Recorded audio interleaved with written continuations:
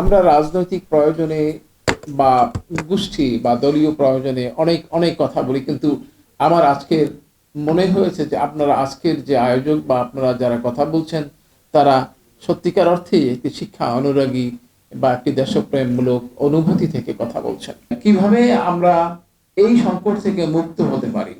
দুর্নীতি তো আষ্টে পৃষ্ঠে জড়িয়ে আছে, আমাদের আমাদের রক্তের মধ্যে, আমাদের অনুপ্রেরণাতে দুর্নীতি জড়িয়ে আছে।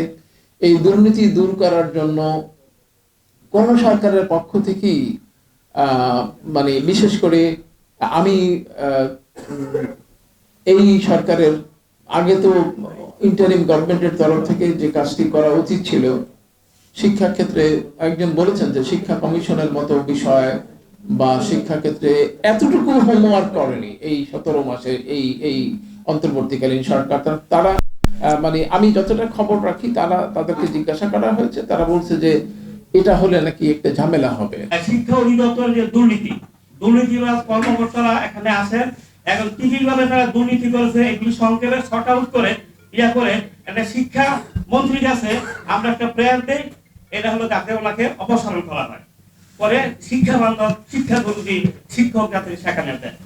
এই রাষ্ট্র সকলের এখানে বসবাসকারী আমরা যারা আছি সবার যাতে এই দেশকে এবং আমাদের শিক্ষা জগৎকে আমরা আলোকিত সমাজে পরিণত করতে পারি, জ্ঞানে, মননে, চিন্তায়, স্বপ্নে, জাগরণে, অন্তর্দৃষ্টিতে, জ্ঞানদৃষ্টিতে, প্রজ্ঞাদৃষ্টিতে এবং সামগ্রিকভাবে জীবন সমগ্রতার প্রত্যেকটা উপাদানে যাতে আমরা সচল থাকি, একটি ভালো মানুষের স্থান হোক। আমি চাই একটা ভালো মানুষ। ভালো মানুষ কখনো খারাপ কাজ করতে পারবে না। এই জন্যেই আমরা সকল প্রকার মন্দ কর্ম থেকে বিরত থাকব, সকল প্রকার অন্ধকার যেসব কর্মগুলো আছে এগুলো থেকে বিরত থাকবো। আমরা এগুলো দিয়ে কখনো আলোকিত সমাজ গঠন করা যাবে না। সৎকর্মের সাধন করব, সৎকর্ম দিয়ে আমরা আমাদের জীবনের চিন্তা চেতনায়, মননে, স্বপ্নে, জাগরণে আমরা এগুলোকে ধারণ করে আমাদের দেশকে সাজাতে চাই।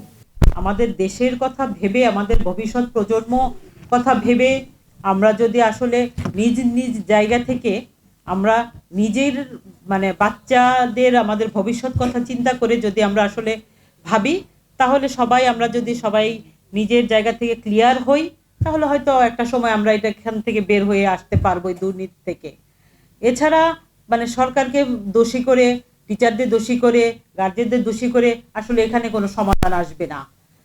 তাই আমরা নিজেরা, আমার কাছে মনে হয় আমি নিজে ক্লিয়ার হই, আমি নিজের দুর্নীতি মুক্ত হই, তাহলে হয়তো আমার সমাজ, আমার সংসার, আমার সন্তান, আমার পরিবেশ সব এক সময় ভালো কিছু আসবে আমাদের সমাজে।